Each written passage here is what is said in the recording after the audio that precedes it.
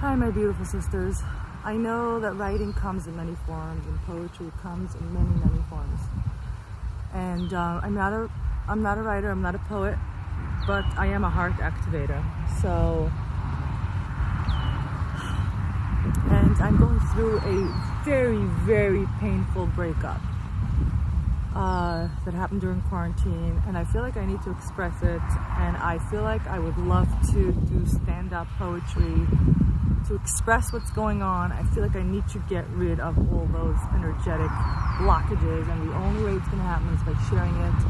And I'm going to ask all of you that if some of you know me, don't share this with anyone. They may know the partner that I had, that I still love, and I still honor, and I still forgive, but I need to share this. And if it does get out, it does get out.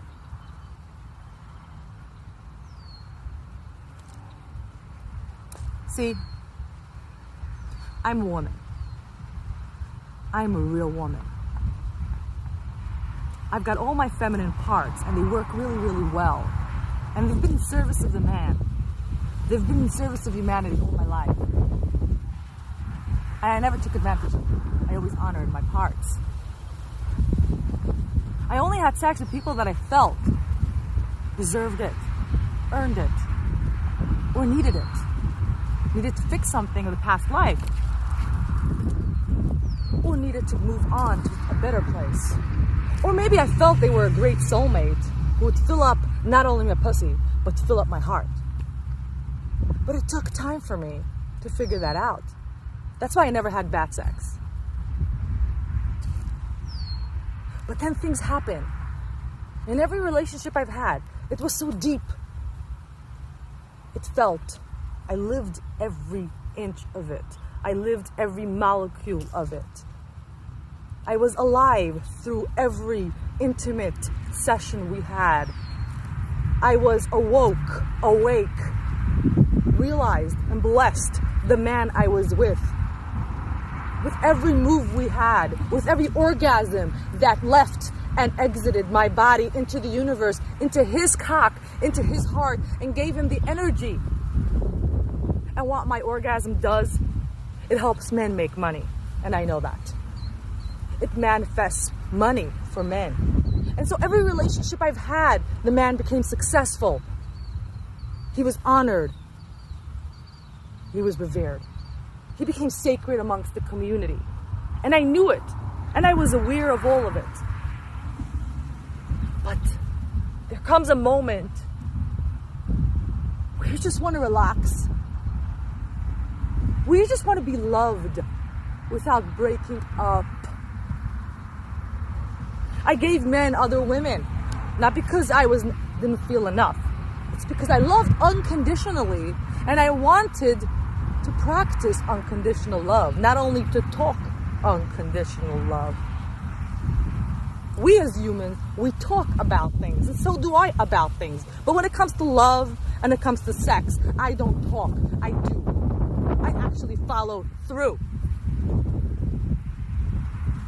The last relationship I had, it was a past life karma, a past life lover. And I had a lot of information about him because I'm awake, because I'm aware, not because I'm great, because I've done a lot of exiting in this lifetime.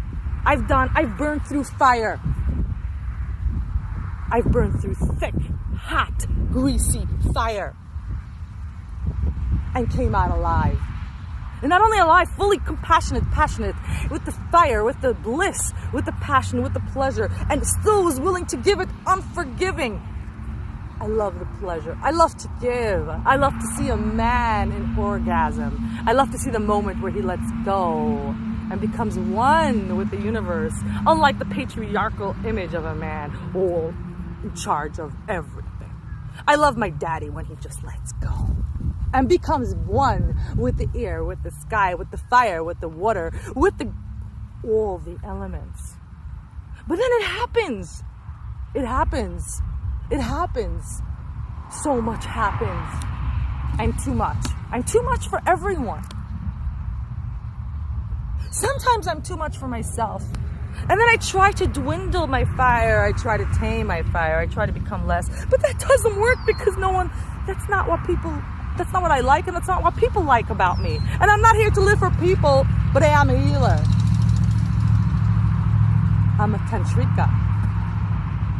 Not because anybody told me, but because divine, the spirit, works through me. And I know what my mission is in this world. I can't run away from it. I can't. I try to. It doesn't work. Because I walk the walk and I talk the talk and I speak this spoken word of heaven and sky, the alignment. That's all I want, alignment, bliss, pleasure, light. That's alignment. And going back to this man that just broke my heart, the man I thought was my soulmate. Not I thought, I know he was. I know a lot. I had spirits speaking to me from my past, and they all came through the squirting that we've done. Every time I had sex with this man, I would squirt and squirt gallons of water. We would look at each other and say, what's going on? Doesn't make it. Where is it coming from? And he would channel information. He was a very spiritual man in regards to that. He was connected. When he was in my pussy, he got connected to the spirit. But when he was out, his heart was disconnected from his cock, because that was conditioning. It's years and generations of ancestral conditioning. And when our heart is disconnected from our cock, we can't walk our divine journey. Because we are blocked by traffic lights that signal wrong information. And I knew it, so I continued being there for him. Because I saw it and I said, I'm going to help him. I loved him regardless, with all the dark and the light and the shadows. And he would tell me while he would fuck me, I don't know how you love me. I'm so dark. I have so many shadows. Pearl, you are a queen. I kiss your toes. I'd kiss your ass my whole entire life. I'd lick your ass and just get the information I do and feel the bliss. But it wasn't enough. It was too much. It was too much. And he would tell me, Pearl, you're the first woman that allows me to do everything I want to do. And I knew it. And that's why I allowed it. I felt it because when someone's in my pussy, I can feel who he is. I can feel who he is and what he wants. And what he needs to continue on the journey. I'm here to service, and that's what gives me joy. That's what gives me pleasure. But then it's the question, did you actually grow from it? Did you actually take all that I gave you, all the medicine, and grow? Unlike what they've taught us all these years, conditioning, that if something doesn't work out because you're too afraid, you take all the things all the good things and just discard it like they were nothing but fake. That's what hurts. In quarantine time, I saw the fears of demons running in the streets in New York City. You can see I'm a crazy woman. I am a crazy woman. But I see things you don't see. Because I'm not better than you. I just lived through hell and survived it with a full-toned body and a full-toned mind and a still full functioning heart. And so I get the gift of seeing dimensions above this lifetime, above this earth. So I walk with you, but I see way above this. And I knew it. And I saw when he started to tell me that night, that Friday night, when we were told in New York City that Corona's here, he started talking about all the precautions and all the things we need to do. Corona's here. And I said, honey, it's okay. Let's not talk about it. Let's smoke up, relax, and celebrate the beauty of life that we have right now. I don't have my kids with me. Look what a blessing you have. A woman of 5 kids that has time to give you on the first day of quarantine, sit with you and come to you. That didn't help. I saw the demons walking into him.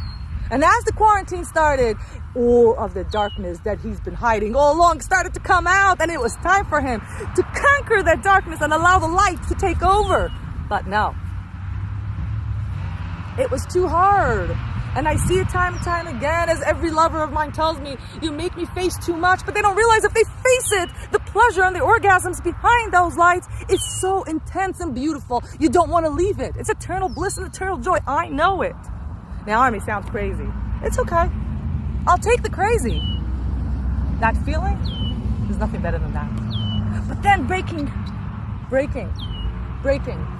and taking those pieces and holding it together, that's hard. Giving my ass, giving my boobs, giving my every part of my body. You know, you have to give your body to someone you love. You know, there's a difference between sleeping with somebody, having sex, and then actually giving. Because that act of giving, they have something you can never take back. They have all of me, my version of me with them. And that's what he took with him. My version of me with him. He promised me. I left a husband of 8 years. We had such a beautiful marriage. I love him till today. What an amazing man. We had crazy, amazing experiences. But darkness took over too. And the grandmother ayahuasca said, Pearl, it's time for your mission to move on. It's over. And she led me to this new man who she told me was my soulmate, and along with my few ancestors. And Jesus Christ told me the same thing, came over to me in light. But this man, his darkness, his fear, took over. But it took over so bad, that now, when I look him in his eyes, it's dark, it's blocked.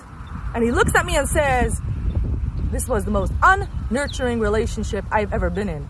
When this man, every night I've been with him, praised me, praised the Lord, told me who I am, and said he's never felt alive like he has every night, and said he's like a king. How can that happen to love? What happened to us, humanity? It is time to undo that DNA. It is time, I pray, that this man wake up. He doesn't want me back. It's okay. That's not why I'm here. But what hurts me is what I've given you, and what I've alchemized through the spirit, through divine, through the light of lavender, through the light of white light, which I've seen when I've fucked you and when you fucked me. And that's a gift. Why are you discarding all of that? All the secrets that were given to us. All the memories that came flying during my squirting about my molestation and my rape that happened. That I'm not sure if it was this lifetime or last lifetime. And about your molestation as a child. What about that? All those information that was given to us. And you remember how you told me that all you would like to do is drink wine and just be with me for the rest of your life. And that I'm the only woman who allowed you to be vulnerable. And is that what happens after love?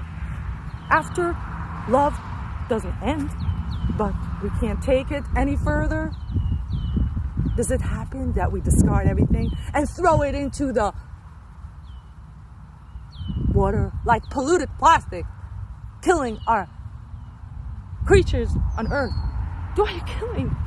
Take what you've been given and build light from it. That's what I'm doing right now. I'm in pain. I can hardly breathe.